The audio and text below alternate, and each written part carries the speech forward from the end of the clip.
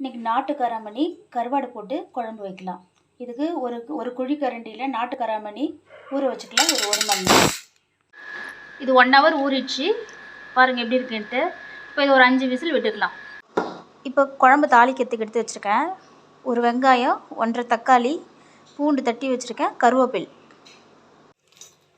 வெந்தயம் கொஞ்சம் போட்டுக்கோங்க, கடுகு கொஞ்சம், தட்டி வச்ச பூண்டு,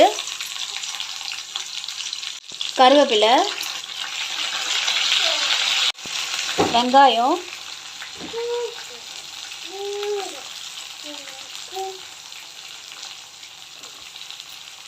வெங்காயம் நல்லா வதங்கிடுச்சு. இப்போ தக்காளி ஆட் பண்ணிக்கலாம். பூண்டு தட்டி போட்டால் நல்லா ஸ்மெல்லு வரும்.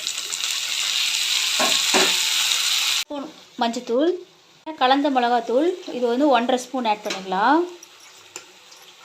மிளகாத்தூள்லாம் வந்து 2 ஸ்பூன் 3 ஸ்பூன்லாம் போடக்கூடாதுங்க.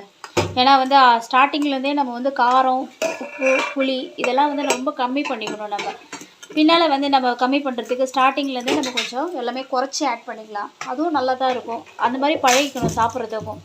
சப்போஸ் வந்து நம்ம மிளகாத்தூள் அதிகமாக போட்டதா கலரு கிரேவி கிடைக்குது அப்படின்னா நீங்கள் கொஞ்சம் காஷ்மீரி மிளகாத்தூள் வந்து ஒரு 1/4 ஸ்பூன் ஆட் பண்ணிக்கலாம். கொஞ்சம் கலர் கிடைக்கும். இந்த கலருக்காக தான் இதை ஆட் பண்ணுறது. இப்போ கலந்து விட்டுக்கலாம்.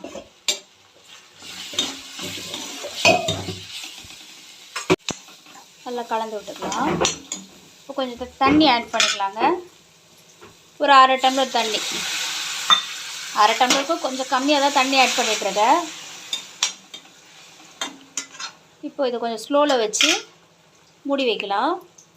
அதுக்காட்டி நம்ம புளி கரைச்சி ஊற்றணும். நெக்ஸ்ட்டு புளி கரைச்சி ஊற்றணும். இப்போ மூடி வச்சிடலாம். புளி பாருங்கள், நான் இவ்வளோன்னு தான் எடுத்துருக்கேன்.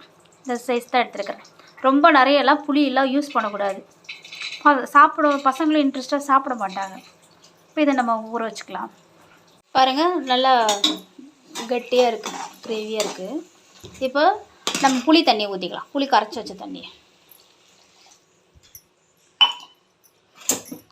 கலந்து விட்டுருக்கலாம். இப்போ வந்து உங்களுக்கு தேவையான தண்ணி இன்னும் ஒரு 1/2 டம்ளர் தண்ணி யூஸ் பண்ணிக்கலாம். வேக வச்ச காராமணி இருக்குது, இதை அதில் கலந்துக்கலாம். நான் தண்ணி ஊற்றலைங்க. 1/2 டம்ளர் ஊற்ற சொன்ன தண்ணி வந்து நான் ஊற்றலை. ஃபஸ்ட்டு காராமணி ஆட் பண்ணிக்கலாம். ஆட் பண்ணிவிட்டு காராமணிலே வேக வச்ச தண்ணி இருக்குல்ல, அந்த தண்ணியை இப்போ சேர்த்துக்கலாம். இது நல்லா நல்லா தண்ணியாக இருக்குது. இப்போ இது நல்லா கொதித்து வந்தோட்டி நம்ம நெத்திலி கருவாடை ஆட் பண்ணிக்கணும். இப்போதைக்கு கொதித்து வரட்டும். க்ளோஸ் பண்ணி வைக்கலாம். குழம்பு நல்லா கொதிச்சிட்ருக்குது. இப்போ கருவாடை நம்ம கழுவிக்கலாம். இது நெத்திலி கருவாடு. நெத்திலி கருவாடில் நிறைய மண் இருக்கும். நம்ம தண்ணி இப்போ நல்லா கொதிக்க வச்சுட்டு ஆஃப் பண்ணிட்டேன் கேஸ். இப்போ ஆவி பறக்குது. இந்த டைமில் கேஸ் ஆனில் இல்லை. இந்த டைமில் நம்ம இந்த கருவாடை ஆட் பண்ணிக்கலாம். ஆட் பண்ணிவிட்டு இது கொஞ்சம் நல்லா கிளறி விட்டுக்கலாம். ரொம்ப நேரம் ஊறினா கருவாடு கரைஞ்சி போயிடும். இந்த மாதிரி கிளறி விட்டுட்டு நம்ம என்ன பண்ணணும், பச்சை தண்ணியில் ஒரு 3 தடவை 4 தடவை நல்லா வாஷ் பண்ணிடணும். இல்லைனா அதில் வந்து மண் அடியில் நரன்னு இருக்கும். எல்லாமே சுத்தமாக போயிடும் க்ளீன் பண்ணால். குழம்பு நல்லா கொதிச்சிட்ருக்கு. கருவாடு நல்லா வாஷ் பண்ணியாச்சு. பாருங்கள், கருவாடு நல்லா வெள்ளைன்னு இருக்கும். நம்ம நல்லா வாஷ் பண்ணுறதுனால ஒயிட்டாக இருக்குது. இப்போ கலந்து விட்டுக்கலாம்.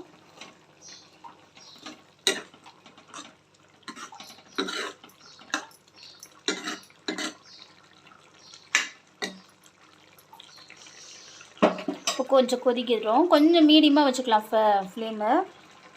இப்போ கொஞ்சம் கருவேப்பிலை ஆட் பண்ணிக்கிட்டால் கொஞ்சம் ஃப்ளேவர் நல்லாயிருக்கும். கருவேப்பிலை வந்து நல்லா கொஞ்சம் நசுக்கி விட்ட மாதிரி போடுங்க. அப்போ தான் அந்த வாசனை நல்லாயிருக்கும், கமகமன்ட்டு.